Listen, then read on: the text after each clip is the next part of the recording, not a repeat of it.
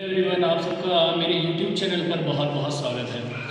जैसा कि सीटेट के एग्ज़ाम में अभी 3 से 4 दिन और हैं जो एग्ज़ाम चलेंगे, तो लास्ट टाइम में हम जब देखते हैं गूगल या YouTube पे सर्च करते हैं कि कैसे हम सीटेट का एग्ज़ाम निकालें, तो वैसे आज का टॉपिक तो हमारा है सीटेट पास करने के ट्रिक।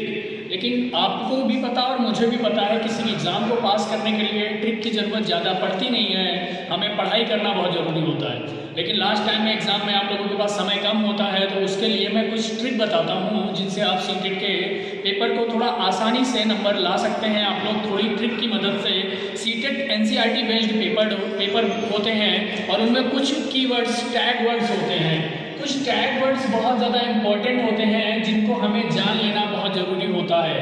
तो सबसे पहली ट्रिक जो हम आपको सबसे पहली बात बताते हैं, अगर आपके पास 3 से 4 दिन का समय है, तो सबसे पहले आपको प्रीवियस ईयर पेपर जितने हैं 2011 से लगभग 2020-21 तक जितने प्रीवियस ईयर के पेपर हैं आपको सॉल्व करना पड़ेगा। सबसे पहली बात तो सारे पेपर आप सॉल्व करिए, ये आपकी पहली ट्रिक है अच्छे नंबर लाने की। अब बात करेंगे सीटेट के पेपर में पेपर 1 की बात करेंगे तो 150 क्वेश्चंस होते हैं जिसमें near about 75 questions pedagogical based होते हैं और 75% डायरेक्ट पूछे जाते हैं क्वेश्चंस। तो 75% क्वेश्चंस होते हैं हमारे, यानी 50% क्वेश्चन जो हमारे होते हैं उनमें कौन कौन से कीवर्ड्स पूछे जाते हैं, जिसमें सीडीपी बहुत ज़्यादा इंपॉर्टेंट होती है। उसमें बहुत ऐसे क्वेश्चंस आते हैं जिनमें बच्चे कंफ्यूज हो जाते हैं कि टिक कैसे करें। तो सबसे पहली बात, अगर सीटेट के ट्रिक नंबर फर्स्ट की बात करें तो हमें पॉजिटिव आंसर हमेशा देना रहता है, क्योंकि एनसीईआरटी बच्चे केंद्रित तो बाल केंद्रित शिक्षा को बहुत ज़्यादा बल देती है, तो हमें पॉजिटिव आंसर ही देना है। कई बार देखा जाता है सीटेट जो आंसर होते हैं वो पॉजिटिव होते हैं तथा बड़े आंसर होते हैं। जो बड़े आंसर होते हैं कई बार वही सही माने जाते हैं। ये हर एक क्वेश्चन में अप्लाई नहीं होगा, आपको अपना खुद का भी दिमाग लगाना पड़ेगा। लेकिन पॉजिटिव आंसर, कभी भी निगेटिव आंसर आप नहीं लिखेंगे।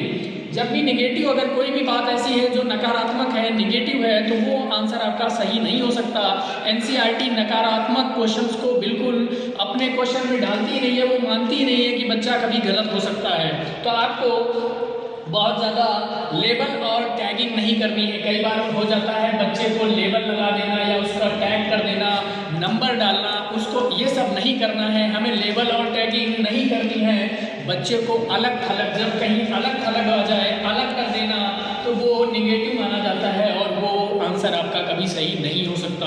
बात करेंगे टैग जो वर्ड्स हैं, तो उनमें हम कुछ पॉजिटिव तथा कुछ निगेटिव वर्ड्स हैं उनको ध्यान दे देते हैं। जो पॉजिटिव वर्ड्स हैं तथा कुछ निगेटिव वर्ड्स हैं इन पे हम थोड़ा बल दे देते हैं।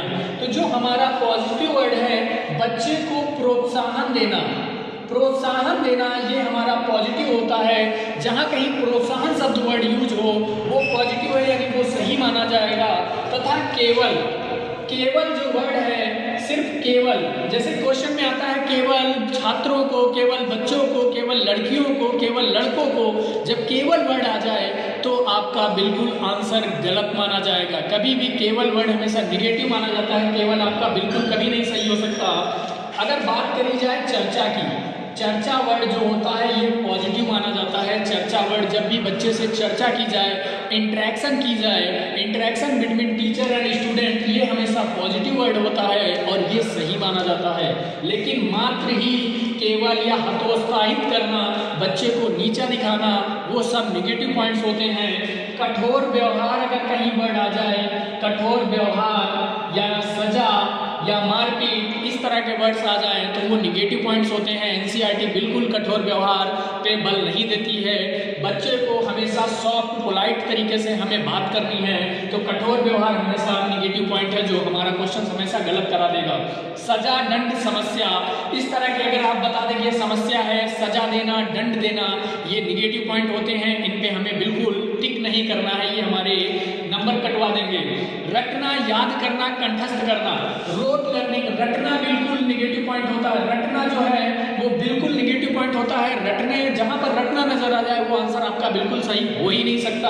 अब बात करेंगे पुनर्बलन पुनर्बलन जो हमारा पॉजिटिव पॉइंट होता है, पुनर्बलन देना बच्चे को वो हमारा पॉजिटिव पॉइंट माना जाता है, इसलिए पुनर्बलन जहाँ पर दिखेगा वो हमारा सही आंसर माना जा सकता है।